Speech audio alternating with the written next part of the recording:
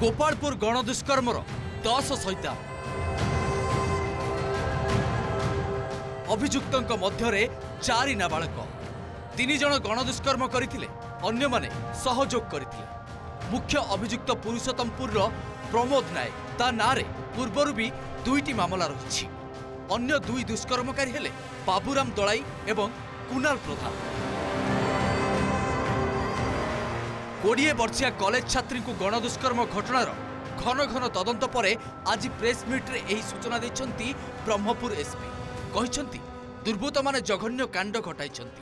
4 नाबालकों को 17 वर्ष होइथिबारु सेमानंकु साबालक भावे विचार करी कठोर दंड देबाकू कोर्ट को अनुरोध करा जिवो। वर्तमान इन्वेस्टिगेशन में जाना पड़ला इमाने टोटली 6 लोक या भितरे टोटल जिते की रिपोर्ट होइतला 10 लोक मध्य पुलिस कस्टडी रे अछि। ता भितरे 6 लोक अडल्ट्स अछंती आ 4 जण जाको जुवेनाइल अछंती। से 6 लोक आज अरेस्ट हेबे आ 4 लोक जुवेनाइल जस्टिस बोर्ड रे प्रोडक्शन हेबे। रविवार राति प्राय 8:30 गोपालपुर बेलाभूमि समुद्र कूलर एक निछाटिया स्थान रे एकाठी बुलुथिले कॉलेज पढ़ुआ 2 युवक युवती। एही समय सेमानंक पाखरे पहुंची जाइतिले 10 जन दुर्बृत्त। प्रथमे दुहींको फोटो उठाई भाइराल करिवार भय देखाइतिले। पाखरे थिबा 1300 टंका लुटि नेबा परे ऑनलाइन ट्रांजैक्शन रे भी टंका नेइतिले। एहा परे भी मन शांत पड़ी नथिला। पुरुष बंधु को बंधक रखी जनक परे जणे युवतींक सह दुष्कर्म करथिले।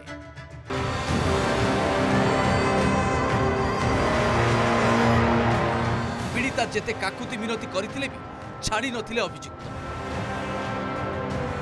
घटना बाबद रे गोपालपुर थाना रे अभियोग परे तुरंत 3टी टीम गठन करी जिल्लार विभिन्न स्थान रे चढ़ाऊ करितिला पुलिस। राताराति 10 अभियुक्तों को बांधिबा सह आज कोर्ट चालान करा जायछि। 10 को 10 मत गिरफ हो सारी आम पदक्षेप नहीं सारी किंतु कठोर जमी कठोरतम दृष्टान्तमूलक कार्यानुष्ठान विरुद्ध हम से विरुद्ध हम यह आमर प्रयास भी रही। समुद्र कूल ए चित्र आजिर बेलाभूमि युवती सह पाशविक अत्याचार पर सबुठी खाँ खाँ। जेतिकी भी पर्यटक आसुछंती सुरक्षा व्यवस्था नहीं प्रश्न उठाउछंती। निजको असुरक्षित मनेकरी बेलाभूमि रे पर्याप्त पुलिस नियोजित करने दाबी करिछंती। स्थानीय बासिंदा कहिछंती कड़ाकड़ी हेउ पुलिस रो पेट्रोलिंग अंधार जगार आलोकीकरण सह पर्यटकों पई सुरक्षित बसिबा स्थान करा जाऊ। ज्यादा टूरिस्ट आती है किंतु सिक्योरिटी लाइट ये नहीं है। सेफ्टी के लिए ये जरूरत है। आमर पुलिस डिपार्टमेंट को अनुरोध करी कहूची सेमाने तांकर आउट किछि स्टाफ बढ़ांतु संध्या समय रे अधिक पेट्रोलिंग करंतु जा द्वारा समस्त किछि सुरक्षित पाई परिवे।